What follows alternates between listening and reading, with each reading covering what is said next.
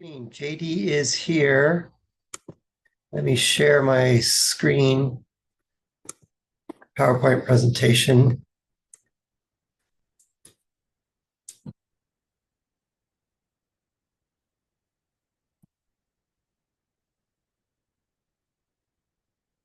Share. All right. How is everybody doing tonight? I hope everybody was doing good. My name is JD Weisolick, and I am the founder of azcollegeplanning.com. Just a little background. We started the company in August of 2007, and we've just been running since then. The information that I am going to be talking about tonight is more on a general nature. If you want to talk about your family specific situation, at the end of the presentation, I'll give you the opportunity to schedule a free 1 hour, no obligation consultation. And if you'd like that, there'll be a link at the end of the presentation. If you don't want that, then don't click it, of course.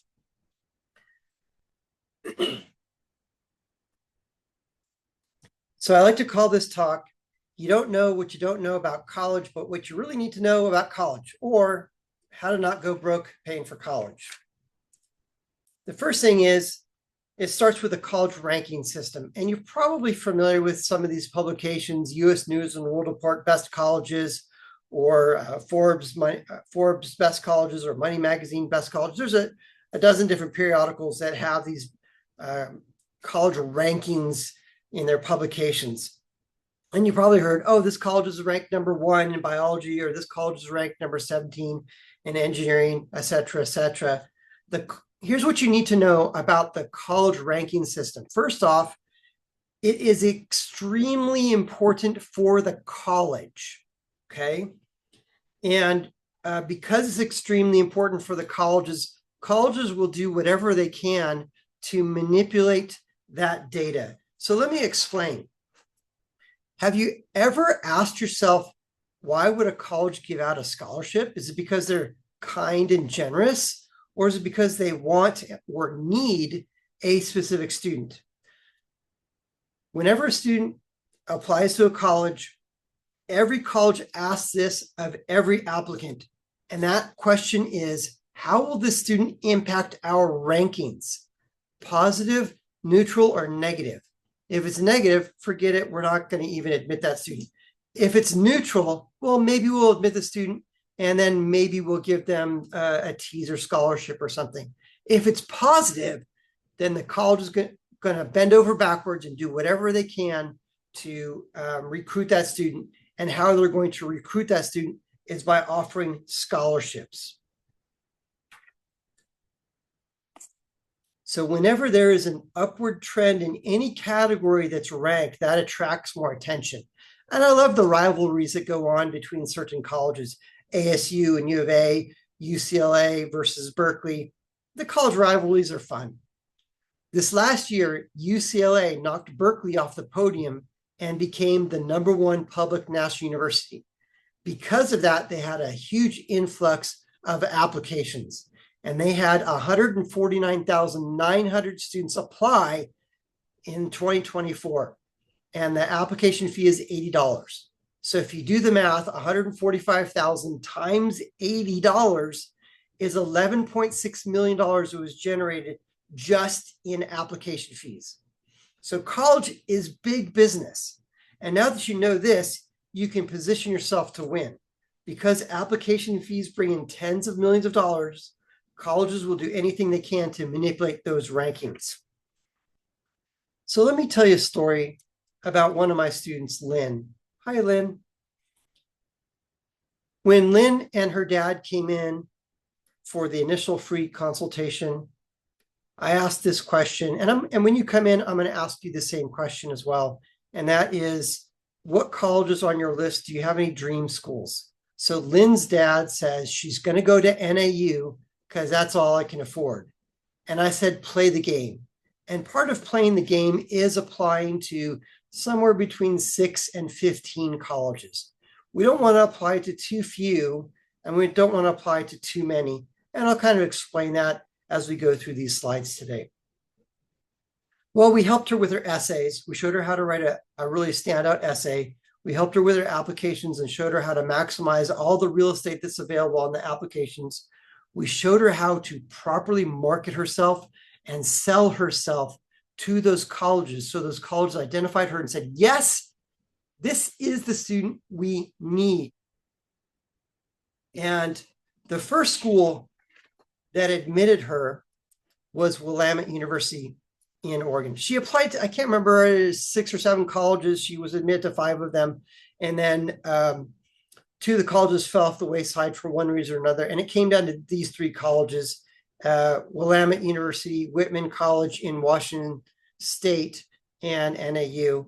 And the first college that admitted her and gave her a scholarship package was Willamette University in Oregon. And they offered her $25,500 in scholarships per year. And Dad's net cost to go to that school was about $20,000. Lynn was on cloud 9 for days.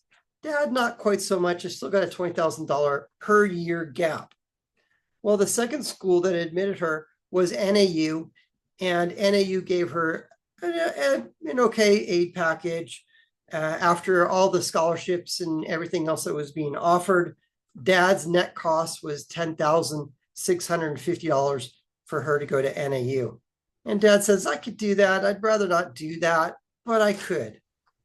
And then the last college that admitted her was Whitman College in the state of Washington. And Whitman offered her $40,750 in scholarships and grants per year. Dad's net cost was $5,000. That $40,000 scholarship, she got that all 4 years. Yes, she had to maintain a minimum GPA in order to renew her aid package. But that scholarship package, that covered 2 study abroad. She did one in Japan and one in Peru. Super awesome on that. So here's the question. Why did they give her those scholarships? Why did they give her those amazing scholarships? And the answer is because they needed her. Yes, she had good grades and decent test scores and all that, but she had a positive impact on the college on one or more categories that was ranked and valued by the college. And one of those categories was girl going to a mostly male-dominated major. Don't ask me which one, I don't remember in that. Another category that this college valued was geographic diversity. So here we have an Arizona kid going to school in the state of Washington. So now that college can go back to those publications and they can say, not only do we have kids locally, but we have kids all over the United States. We've got kids from here and there in Arizona and everywhere, and we have geographic diversity. And that is a category that is ranked, that some colleges value, that attract some attention, and more students apply to that college because their rankings went up in that category. So colleges are willing to kick back some scholarships to certain students that will have a positive impact on their rankings because they know that they're going to make up that money on the back end through application fees and other sources. So a really great question to find out is, what is that college of value? And then do that or be that. In the case of Lynn, we instructed her with her activities, what things she should focus on for her activities, what colleges to apply to, what colleges would value her, how to properly showcase herself to those colleges through demonstrated interest. And demonstrating interest is critical. We also helped her with her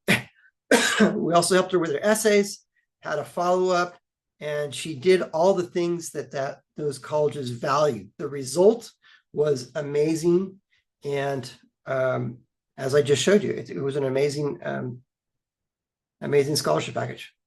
And I've got more examples, and I'll show you those as we progress through the slides today. We're going to learn several acronyms, and write this acronym down: COA, cost of attendance. And the cost of attendance is everything. It's tuition, fees, books, lab fees, student ID card, parking pass, meal plan, dorm room, the whole gambit. You add all of those numbers together, and that is the cost of attendance for 1 year at a college. So if we're looking at in-state colleges like Arizona State University, the COA, or cost of attendance, at ASU is $37,354. You can just go on to Google and you can type in the name of the college, cost of attendance. It'll bring you to that page. Sometimes they add it all up for you. Sometimes they don't. Get out your calculator, add all that up. So $37,354 for 1 year at ASU. And again, that includes everything: room and board, meal plan, tuition fees, lab fees, student ID card, parking pass. Do you know what that parking pass is? Cost at ASU? It's ridiculously expensive. Now, if you're looking at NAU or U of A, those colleges have similar costs as well. Here's what I encourage you and your student to go and visit some colleges. So if you live here in Arizona, in Maricopa County, there are 3 colleges right in our neighborhood: ASU, Grand Canyon University, and Arizona Christian University. Depending on where you live, it might be a 30-minute, maybe a 45-minute drive to any one of these campuses. And I encourage you to visit all 3 of those campuses because there are 3 very different types of colleges. ASU is a large public school. Grand Canyon University is a mid-sized private college, and Arizona Christian University is a small private college. Now, when you visit Arizona Christian University, look at it through 2 lenses. The first lens to look at it through is the size of the school. And it's a small school. It's under 1,000 students. And then also look at it through the religious lens because it is religiously affiliated. There may be some religious requirements if the student was to attend that particular college. But I still like students to go and visit just so they kind of know what's going on. So that when you go to Chicago and visit some colleges over there, or you go to Boston and you visit some colleges over there, now you've got something you can weigh, balance, compare, and contrast, and not be all starry-eyed and wowed by the first college visit. In fact, the first time that you do go visit a college, if you don't walk away with the impression of, wow, that school's amazing, they did a bad job. That's their job, is to sell you on their school. So go and visit some colleges. And when you visit, make sure you get the recruiter's business card so you can follow up with a thank you. So in-state cost is about $36,000 per year. If your student's looking at Barrett or the honors colleges, you can add money on top of that, another $3,000 or $4,000. So now you're looking at about $40,000 per year. What if your student says, I want to go out of state or to a private college? What's that cost? And one of the categories that's ranked, and I think it's probably one of the most ridiculous, second most ridiculous ranking category, is most expensive college. And Harvey Mudd College in Los Angeles is ranked as one of the most expensive colleges. So for 1 year at Harvey Mudd, the cost is $98,984 for 1 year. And NYU, I want to go to NYU, be in the big city. Awesome. Yay. NYU is hovering around $96,988 for 1 year. Now, again, that's everything: cost of attendance, tuition, fees, room and board, all that stuff. Be very careful when you're talking to a college and they say our cost is $20,000 or our cost is $60,000. That may be only for tuition. Well, when you add on their fees, lab fees, other fees, parking pass, room and board, meal plan, dorm room, books, all of that, we want to add all of that together. And UCLA for out of state is $80,739 per year. So if you really want to scare yourself, do this. Go to a college's website and in the search bar, type in cost of attendance It'll bring you to that page. Again, sometimes the numbers are all added together, sometimes not. Pull out your calculator, add those numbers together, and then multiply it times 4 years, and then multiply it again times the number of kids you've got. 2 kids, 3 kids, 4 kids, whatever. And that's enough to give anybody a coronary right there. And have you asked yourself, how in the world are we going to be able to afford this? How are we going to be able to pay for it? And I've talked to literally thousands of families, and these are some of the ideas of things that they say that they're going to use to pay for college. And always the first one that comes up is, my kid's going to get a private scholarship. So let's put a definition on what private scholarship means. That is a scholarship that your student applies for and they win. So if your student gets an email from somebody and it says, congratulations, you've won a scholarship, and they did not apply for it, scam. Especially if that letter says mail us $100 and we'll tell you which one you've won. That is absolutely a scam. So the first thing is they have to apply for that scholarship. And if they win that private scholarship, it's portable. They could take it over to ASU. They could take it over to San Diego State. They could take it over to Texas Christian University, TCU. It's portable that way. Versus if your student won the Wildcat Scholarship at U of A, that's only available for U of A. Now, of the $135 billion with a B, $135 billion of financial aid that's available, less than 2% of that consists of private scholarships. Everybody wants to go after these pennies. I want to go after the bulk of the money, and that's going to be in 3 categories. And the bulk of the funds for financial aid is going to be in these 3 categories. And those categories are, the first one is state funds. We want to maximize our state funds. The second one is federal funds. We want to maximize our federal funds.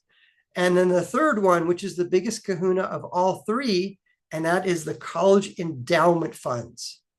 If you want to do something that's really fun, go onto Google and type in the name of a college and endowment, and then look up to see what that number is. If you Google that, Harvard endowment, you're going to be astounded, flabbergasted, amazed, bewildered, all of the above, because they're over $50 billion in their endowment. So we want to go after those funds because that's where the big dollars are. The next category as a way to pay for college that parents have told me as a strategy is, well, my kid's an athlete, my kid's going to get an athletic scholarship. Well, I'm sorry to tell you this, that if your student is not the next NFL, NBA, or the next Olympian, the likelihood of getting a full athletic ride, probably not going to happen, okay? If you go onto the NCAA's website and look up baseball, America's pastime, and see what the average men's baseball scholarship is, it's about $13,000.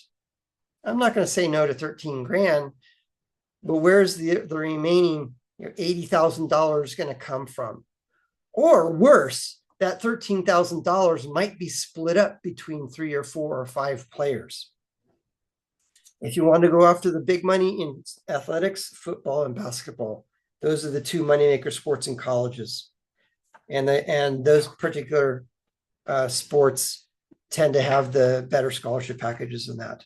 Okay. So sometimes for my soccer players, I'm like, hey, have you ever thought about punting?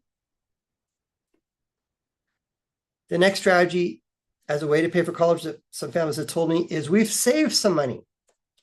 And I read a statistic that the average family has saved $10,000 for college. Now, if you save this or more than this, then God bless you, you're better than the average. But how are we going to make 10 grand go where 100 should, or where $400,000 should go? Okay, so keep listening, please. Another strategy that parents have told me as a way to pay for college is, we're going to pay as we go. So payment plans. I'm starting to see more colleges offer payment plans. But when we're looking at a bill of $90,000, divide that by 10 months, that's a hefty payment plan. Another strategy that parents have told me as a way to pay for college is we're going to borrow the money. And there is a loan called the PLUS loan, PLUS, and it stands for Parent Loan of Undergraduate Students. And theoretically, if a student was admitted to Harvey Mudd at $98,000 per year, that college would offer the student $5,500 in a student loan, and then the remaining 92,000 something dollars could be offered to the parent in a Parent Plus loan. Please don't do that, by the way. I had a family who came in for the free consultation, and they wanted to know what the heck they were about to sign for. And they were showing me their award letter that their student had received from a college in Colorado. Can't remember which one it was. Might have been Fort Collins, might have been Colorado Springs. It was one of the public Colorado colleges. And some of the colleges are devious in their wording on the award letter. So there's two things that are going to happen. When your student submits his or her application to the college, then your student will get a notification from the college that you are admitted or not. If it's not admitted, then that's the end of the conversation. If the student is admitted, then several weeks later, or maybe even several months later, your student will receive a second notification from the college, and that is called the award letter. And the award letter reads like an invoice. There's lots of numbers on there, and it's going to state, here's our cost of attendance, and they'll give you a breakdown. The dorm costs this much, the meal plan costs this much, tuition is this, books is this, et cetera, et cetera. And then on that award letter, that invoice, it's going to list all the scholarships that are being offered to your student, all the grants that are being offered to your student, all the loans that are being offered to your student, and anything else, maybe work study or maybe some other thing. When my daughter went to college, on her award letter, she was offered the Microsoft Office Suite software. That's what that college wanted all the students to use, is the Microsoft Office Suite. So she got a scholarship to get that for free. Well, we actually paid for it on the other side, but that's another story. Well, this family came in for that free consultation, and they were showing me this award letter from Colorado, and they were super excited. They're like, look at this. It says PLUS, $25,000. We got a $25,000 scholarship, right? And I had to break their hearts and say, I'm sorry, no, that is not a scholarship. That is a loan. And I'm happy to tell you that they did not actually go that route. We did some things for that family. And if you go to my website and click on the testimonials page, you can see exactly what Denise says.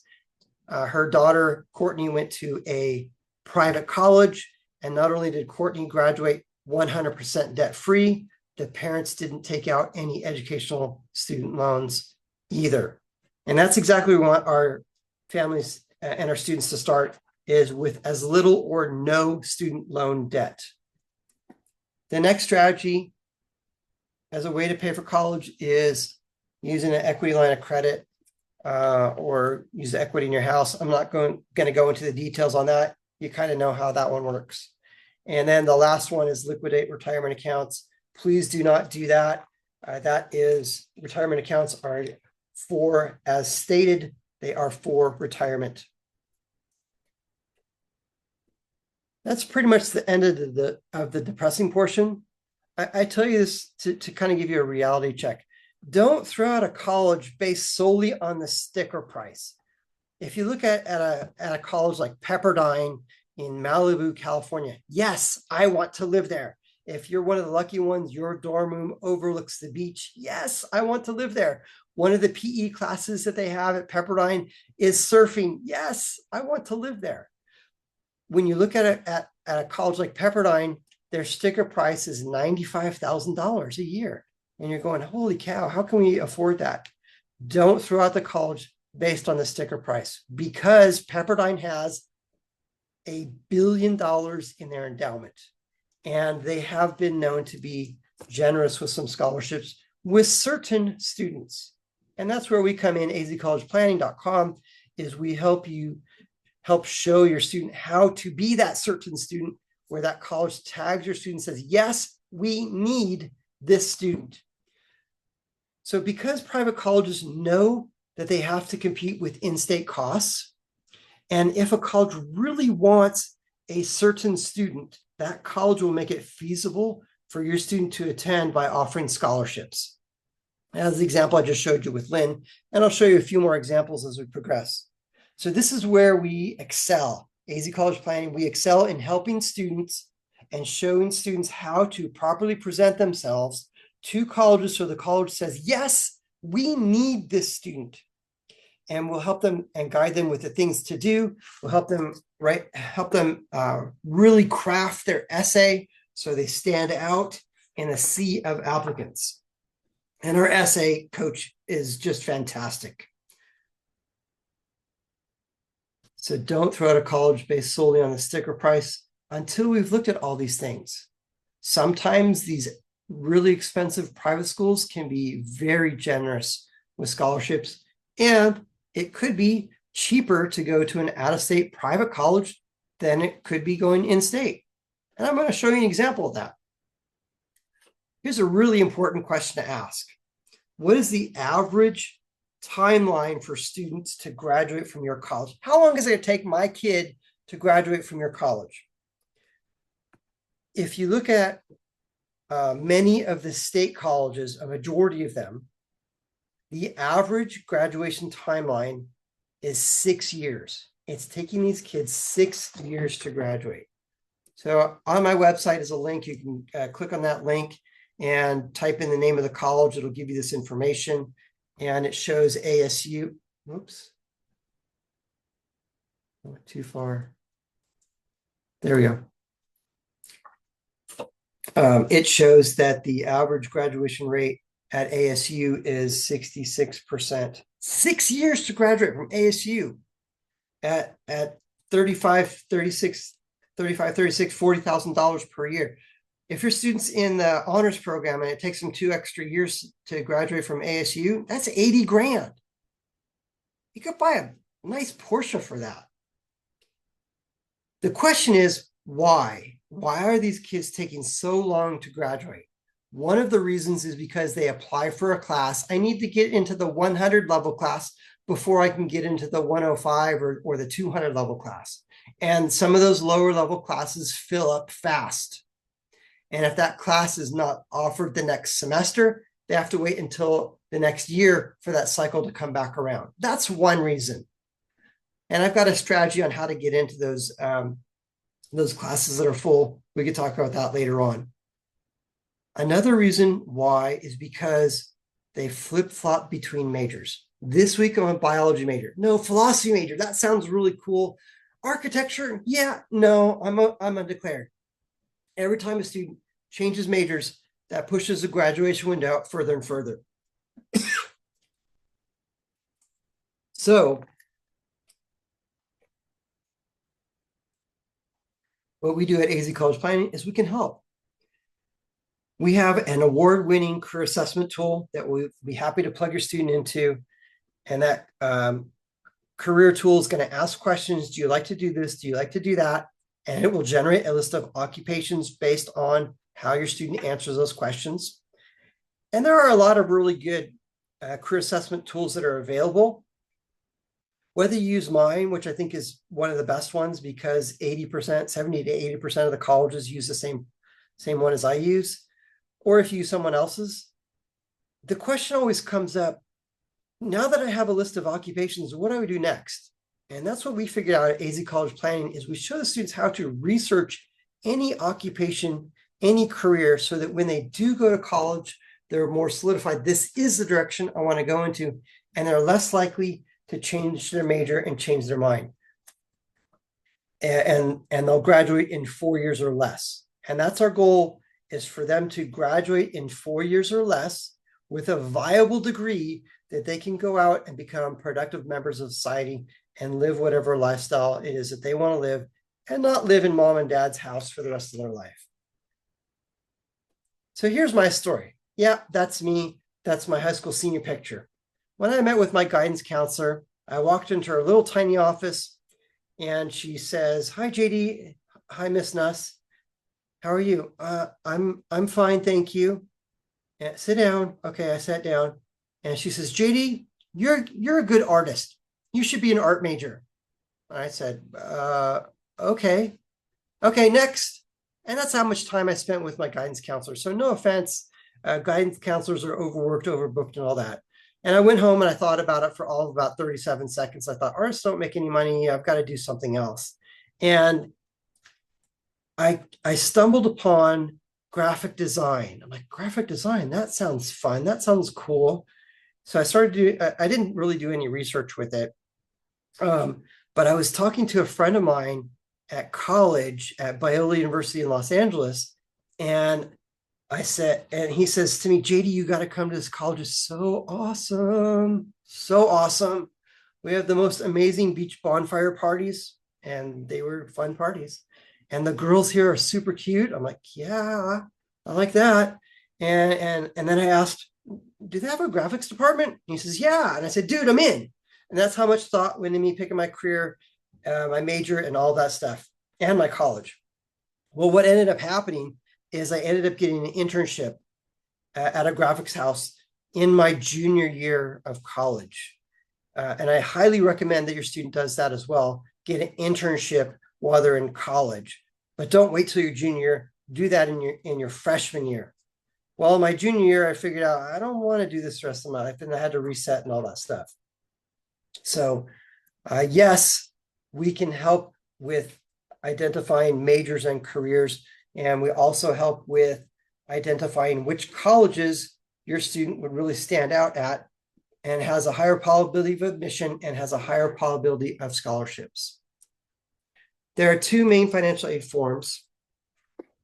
And the first form is the FAFSA form, and hence the name, free application for federal student aid. It is a free form.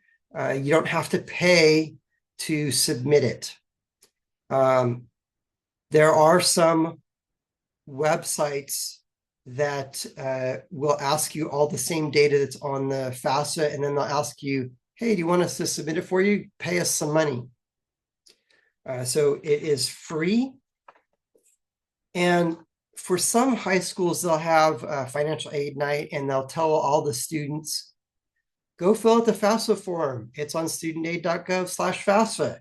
And you, the student, go fill it out. Parents, please, I'm begging you, do not allow your student to fill out the FAFSA form by themselves. Here's a question. Would you allow your student, your child, to fill out your tax form? No, of course not. But please do assist them with that. And azcollegeplanning.com, we can also assist with that as well. So the FAFSA is the first form. There's a second form called the CSS profile. And the CSS profile is administered by College Board. College Board is the entity that makes the SAT test, the PSAT test, APs, CLEPs, and a few other things.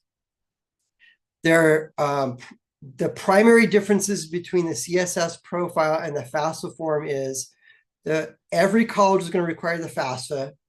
Some colleges are going to require the FAFSA form and the CSS profile. And the CSS profile dives a lot deeper into your financial situation. It's going to ask more financial questions. And the FAFSA is static. Colleges cannot add or subtract questions on the FAFSA form. But the CSS profile, in the supplemental question section, colleges can ask whatever they want. And one of the questions that is asked by MIT, and MIT does require the CSS profile, they are asking the question, "What's your kid's cell phone number?" Well, I got a conspiracy theory for that. Why do you want to know my kid's cell phone number on a financial aid form? Okay.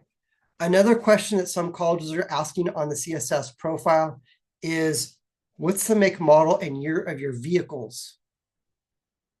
JD, why are they asking me that question? Because if you claim that you're driving a 2026 Bentley and your adjusted gross income is $50,000, a year, they're going to go, that doesn't match. And they're going to start asking more questions and stuff. Okay. I've had families tell me, they told me, we make too much money to file to qualify for financial aid. So why should we even submit it? Well, it's part of the game. It's part of the dance. Submitting the financial aid forms, the FAFSA and the CSS profile, is another way to demonstrate interest. And demonstrating interest is critical. It can be the make or break that changes a college's perspective and admits a student and gives them some scholarships. So I was talking with John's dad, and John's dad told me, we make too much money to qualify for aid. Why should we do it? And I said, first, at AZ College Planning, we're going to help you with that. So we'll help you with the financial aid forms, and we'll do it on your behalf. And it's part of the game. It's another way to demonstrate interest. Yes, please do it. And dad reluctantly said, okay. And we did submit the financial aid forms on their behalf. Here's John's dad's demographic. Very wealthy family. Dad made $1.5 million per year. He had $5 million in his checking account. I'm like, move it somewhere where you get more than 0.5%. He had a brokerage account, had $10 million in a brokerage account. They owned several million-dollar homes, just a very wealthy family. Well, John applied to, I'm trying to remember which college it was. It was one of the George schools in Washington, D.C. Is either GW, George Washington University, or it was Georgetown. I can't remember which one it was. And that particular college is predominantly a need-based aid only school. And what need-based aid only means is if a student is admitted to that college and that college determines that that student doesn't qualify for need based on the college's formula, then that family is probably going to pay full price to go to that college. Well, we submitted the forms, and John ended up getting a half scholarship, half of it. And the reason is because they wanted John because John was going to have a positive impact on their rankings, but they also looked at dad and they're like, dad might be a future donor. So we want to play the game and apply to all the colleges and submit whatever forms it is that they're asking for. I won't tell you the name of the college that requires the CSS profile. I'll just give you their initials, USC. So USC does require the CSS profile, and USC is notorious for rejecting students if that family did not submit the CSS profile to their college. JD, why is that? The reason is because USC wants to know, if we admit you, can mom and dad pay? So wait for it. The number one way to get more money is apply to 6 to 15 colleges and negotiate. The thought is to apply to some reach, some target, some safety schools and all that. I kind of disagree with that one, because if a student applies to a reach school and is admitted to that reach college, then that family is probably going to pay full price to go to that college. Okay, so here's Danielle's story. When Danielle and her family came in, after the free consultation, they hired us, and I asked Danielle and her parents a question: have you visited any colleges? And they said, no, we haven't. I said, go and visit some colleges. And dad says, oh, we're going down to Tucson for a break. I said, while you're there, why don't you go and visit U of A? And they did. They took out a couple hours, carved out a couple hours and visited U of A. I don't know who the recruiter was or who was the tour guide and showed them around the campus, but that person did an outstanding job, because when Danielle came back and we had a conversation, she says, that's the college I'm going to. I want to go to that college. That's the only school I'm going to apply to. I'm going there. And I said, please apply to more than one college. If a student applies to one college and they are admitted to that one college, Other than them saying yes, what else does that college have to do to get that student to come to their college? Nothing. If that college now has to compete with 3 or 4 or 5 or more colleges, then that one college must offer some form of incentive. And the incentives that we want are scholarships. So Danielle agreed, and I can't remember, she applied to like 6 or 7 colleges. And jump forward to February, March of her senior year of high school. Dad calls me up and says, Danielle got admitted to U of A. We knew she was going to get in, and based on her grades and all that stuff. And her original award letter for U of A was 0. You want to come here, you got to pay full price. And Dad's telling me this. I don't want to pay full price. I said, well, what other colleges was she admitted to? Oh, she was admitted to NAU and this other college and whatever. I said, did NAU give her any scholarship money? Oh, yeah, they gave her some money. I'm like, great. Take the NAU award letter, go down to U of A and go, NAU gave me this. What can you guys do? If you ask the college if they negotiate, they're going to flat out tell you, no, we don't do that. But in Danielle's case, they actually did do that, and they did increase her aid package. Not only did they beat NAU's offer, they also gave her an iPad. Danielle was really excited about the iPad. Dad was more excited about the scholarships. So here's a couple examples of some of our results. McConnell got admitted to NYU. He was offered $65,820 in scholarships per year, and parents' net cost was $8,914. That's $263,000 over 4 years. Why was he admitted? Why was he admitted to that college? And why did they give him that amazing scholarship package? Because they needed him. And he applied not as a theater major. If you look at NYU, 40% of the students at that college are theater majors. He applied as a real estate development major. We need more of those students. We got too many of those. Let's bring him in. And they brought him in and gave him that incredible scholarship package. Here's Rohit's story. I love to ask this question. What's good? Good is being admitted to the college. What's better than being admitted to the college? Getting a scholarship. What's better than getting a scholarship? Getting a full tuition scholarship. Now, when you talk to some of your friends and they're telling you that their kid got a full ride at ASU, U of A, or NAU, be very skeptical. Most likely, it's they got a full tuition scholarship, which is about $12,000 or $15,000. And when we're looking at a $35,000, $40,000 ticket, there's a big gap on the end there. So what's better? Getting a full tuition scholarship. What's better than that? Of course, getting the coveted full ride. What's better than a full ride? So let's zoom in. All tuition and mandatory fees for 4 years, $4,000 per semester cash stipend, $1,500 per semester on-campus housing stipend, and an up to $6,000 one-time award for international study abroad. When you add all of that together, he was actually getting paid to go to college. He was netting $2,000 per year to go to college. What's better than getting a full tuition scholarship? Of course, getting paid to go to college. And that does happen.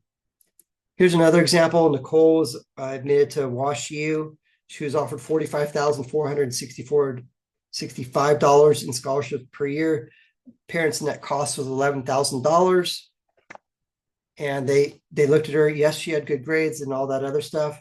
But she ticked all the boxes that particular college wanted and helped increase their rankings in certain categories for a total of $181,860 in scholarships over 4 years. Here's Bruce. Bruce was admitted to Notre Dame, $51,016 in scholarships per year. Dad's net cost was $13,000. So when Bruce and his parents came in and they hired me to help him out, Dad thought that my tagline, it could be cheaper to go to an out-of-state college than attend an in-state college, was just a sales pitch until we did it for his son. And then we did it again for his daughter. And Bruce had a really great time in marching band at that particular college. Here's his sister, Adele. She went to TCU. She got $216,820 in scholarships over the course of 4 years. Dad's net cost was about the same, about $8,000 to $9,000. But JD, are all of these students super brainiacs, have perfect GPAs, perfect test scores, and all that? The answer is no. It can be anything. Here's Elle's story. She applied to Spring Hill College in Mobile, Alabama, and Spring Hill looked at her and said, yes, this is the type of student that we want at our college because of the certain categories that we value that are ranked. She'll tick those boxes, which will make our rankings go up. And her GPA was 2.3. She got a merit scholarship for her GPA. She got a leadership scholarship. She got a community service scholarship. She got a few other scholarships. Add all those scholarships together, and it was less expensive for her to go to this out-of-state private college than it would have been for her to stay in state. I love this story about Tanner. When Tanner came into the office, he says, JD, my dream is to fly jets for the Air Force. And I'm going to apply only to the Air Force Academy. And I said, please apply to all the military academies and every ROTC program and have a backup plan. And he agreed to all that. And when Tanner came into the office, we were having a conversation. He says, JD, I've been doing some research, and the minimum ACT test score for the Air Force Academy is 24. I got a 25. What do you think? I said, they're going to take your application and they're going to throw it in the trash. He says, really? I said, yeah, because you're just barely above the minimum. So we plugged him into our Beat the Test class. And in the Beat the Test class, we teach students how to beat the test. It doesn't matter if it's SAT, ACT, APs, they're all standardized tests. And because it's a standardized test, it has to follow a pattern. So we show the students how to identify those patterns. The end of the story is he had a 29 or a 30 ACT score and ended up getting into the Merchant Marine Academy in Kings Point, New York, and is now flying jets for the Air Force. Here's Jonathan's story. When Jonathan came in, I helped him with his applications and essays and all that. He was admitted to George Fox University in Oregon, and Jonathan and his parents and I were having a conversation, and he says, and his parents said, we're willing to spend X dollars for you to go to college, and anything above that, that's going to be on you. And the gap was $5,000. So Jonathan says, I've got this idea. I'll call the college and I'll defer admission. And yes, you could do that at most every college. They'll hold your spot for a year, and then you can go the following year, almost like you're taking a gap year. I'll defer admission. I'll go get a job and I'll save up some money, and then I'll go to college the next year. And I'm like, what are you going to do? Work a year, go to school year, work a year, go to school year, leapfrog it, and take 8 years to graduate? I said, no. Here's what I would like you to do. I'd like you to call the admissions recruiter. You know who your recruiter is, right? Now I'm asking him loaded questions because I had already instructed him on how to find his recruiter and how to develop rapport with that recruiter. He says, oh yeah, I know who that is. I said, call them on the phone and say this. My parents are willing to send me to college. They're willing to spend a certain amount of money. And based on the scholarships that you've given me, thank you for those scholarships. And what my parents are willing to spend, I'm $5,000 short. What can we do? And poof, magically, another $5,000 appeared. Cole went to La Tech. He graduated debt-free and had 100% of tuition covered plus extra. Chad went to Vandy, got an amazing scholarship at Vandy. Trevor went to TCU, got $212,000 in scholarships. And then another Trevor went to NAU and he graduated 100% debt free. This is exactly where we want our students and our kids to be when they graduate. Zero debt or as low as possible. And I've got literally hundreds of stories about this. Jared was offered $39,000. This student was offered $28,000, and then we appealed and got another $2,000 on top of that. And I've got literally hundreds of stories, and I want to help tell your student's success story. And this is how we're going to do it. At AZ College Planning, we host one-on-one meetings with the student, so they're going to be personalized and compassionate.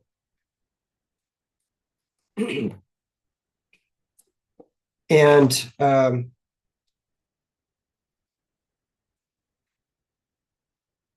we'll have one-on-one meetings with the student. We'll also have some meetings with the parents, and the parents will be more on the financial side, looking at your numbers and offering some ideas on that.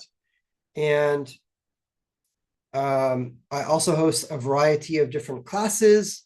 I already mentioned the Beat the Test class. I've got a how to study class, an influencer marketing class, a resume class, an essay class, and a couple parent classes in that, plus more. So if you'd like a complimentary, no obligation college consultation, please click on the link or send us an email. My email is jd@azcollegeplanning.com. Please do include a phone number that we can reach you at during the day so we can schedule those meetings. You can also drop us a line, call us, email us to schedule your personal one-on-one consultation to see where we can help you and save you tens of thousands of dollars off the cost of college. Get admitted to some great colleges and get the best scholarships that you can. Here's another message I got from a student, and I'll just read it to you. I got into Georgia Tech. Thank you for the 10-week plan you gave me. It helped me get into my dream school, which means a ton. I'll be attending Georgia Tech in the fall, and I got $32,000 a year in scholarships. It was the best aid offer I got outside of ASU. Thank you for that. So at AZ College Planning, you only get one shot at getting into the right college, so don't leave it to chance. We are the nation's leading expert in admission and financial aid, guiding families with proven results since 2007. Email me at jd@azcollegeplanning.com. You can also click on the link and sign up for that. So thank you very much for attending tonight. And here's my big sales pitch. Tell your friends. All right. Have a great evening. And thank you very much.